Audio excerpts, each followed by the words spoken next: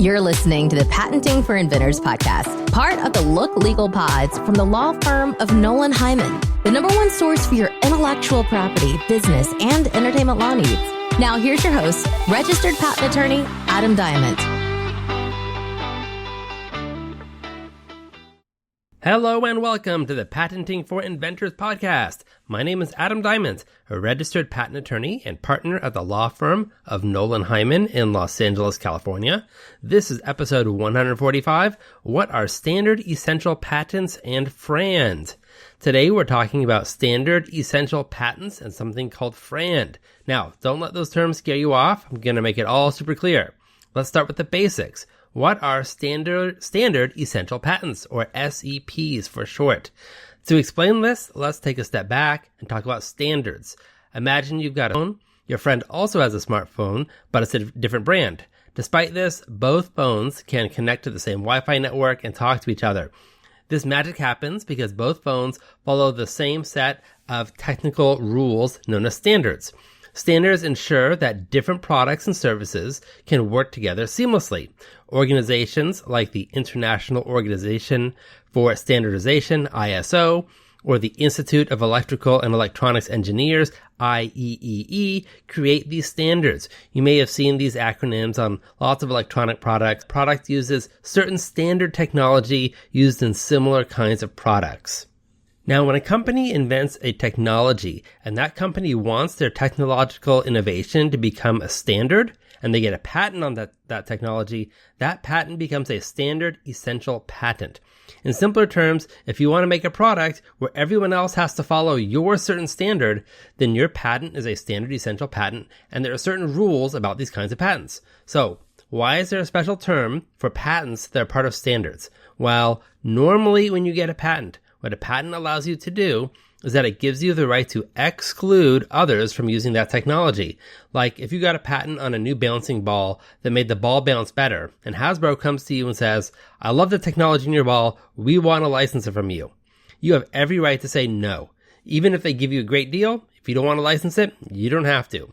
But maybe you see the problem here if there's a standard technology that every product manufacturer has to use.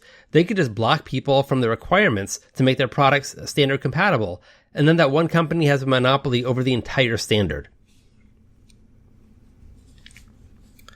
Well, that's kind of the dilemma for a company, because if you want to make a product that requires a standard, and yet some other company can say, we're not even going to give you a license to our patent, but you're required to use our technology to the company with that standard, what's the new company supposed to do?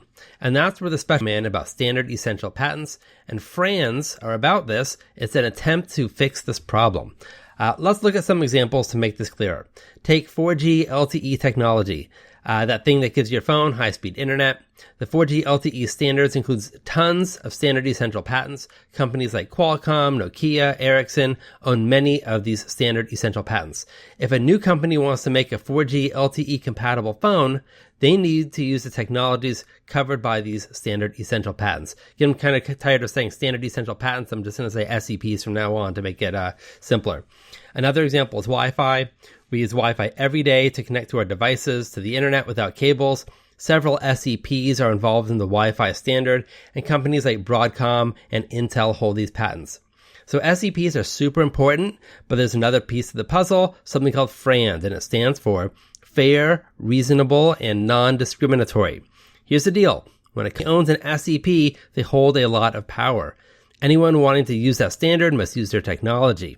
To prevent these companies from abusing their power, many standard-setting organizations require SEP holders to license their patents on FRAND terms. So let's break that down. Fair means that the terms of the license should be equitable. Reasonable means that the licensing fees shouldn't be ridiculously high. And non-discriminatory means that patent holder must offer the same terms to everyone without playing favorites. This balance ensures that while inventors get rewarded for their innovations, others can still access the technology needed to comply with the standards. This way, new products can enter the market and innovation can flourish. Let's talk about another real-life example. One of the most famous cases involving SEPs and FRAND terms is there's a legal battle between Apple and Qualcomm. Qualcomm owns many SEPs related to cellular technology, and Apple argued that Qualcomm wasn't offering licenses on FRAND terms. This dispute led to multiple lawsuits and settlements, and it shows how tricky it can be to determine what's fair and reasonable. Another example is the Ericsson v. Samsung case. In 2021, Ericsson sued Samsung, claiming Samsung wasn't paying fair licensing fees for its SEPs. And this case highlighted the challenges in negotiating and enforcing FRAND terms. So the gist of it is, if a patent is declared essential to a standard, then the owner agrees that the patent will be subject to FRAND terms, and that when others want to license the technology in the patent, it will be fair, reasonable, and done in a non-discriminatory basis. Now, while SEPs and FRAND aim to promote fairness and innovation, they come with their own set of challenges. One big challenge is figuring out exactly what constitutes fair, reasonable, and non-discriminatory terms.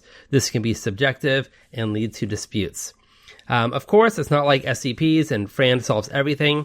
Someone or a court has to decide what's fair, reasonable, and non-discriminatory.